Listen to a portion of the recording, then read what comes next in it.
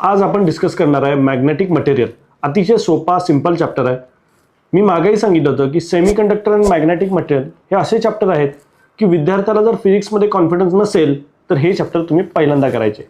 सेमीकंडक्टरचा video upload केलेला आहे, बघितला नसेल तर तो पहिल्यांदा बघून घ्या. हा दुसरा चॅप्टर मॅग्नेटिक मटेरियल 12वी फिजिक्समधला.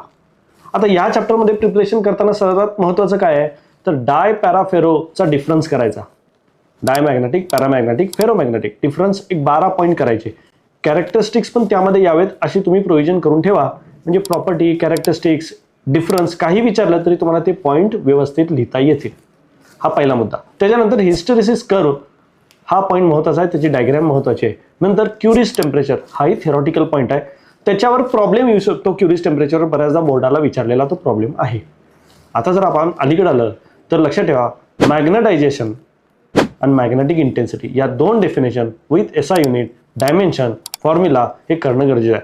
खरं बघितलं तर फिजिक्समध्ये कुठलीही डेफिनेशन करताना एसआय युनिट, डायमेन्शन, फॉर्म्युला हे करणं गरजेचं आहे. या दोन डेफिनेशन बोर्डामध्ये बऱ्याचदा विचारला गेलेले आहेत. शेवटचा प्रश्न ऑर्बिटल मॅग्नेटिक मुवमेंटचा, त्याच्यामध्ये दोन केसेस आहेत. बोर मॅग्नेट्रॉनची एक केस आहे आणि मॅग्नेटायझेशनच्या रिलेटेड काही डेरिव्हेशन छोटेसे आहेत. ते दोन केसेस जर तुम्ही बघितले गॅरो मॅग्नेटिकच्या रिलेटेड, ते दोन डेरिव्हेशन जर तुम्ही बघितले तर बाकी चॅप्टर एकदम सोपा आहे. मी सांगितलेले पॉईंट चॅप्टर प्रिपेअर करायच्या आधी बघा आणि त्यावर फोकस करा.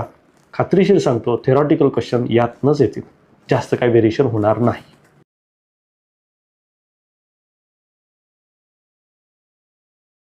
Instant academy app JEE, NEET, MST CETच्या प्रिपरेशनसाठी आजच डाउनलोड करा.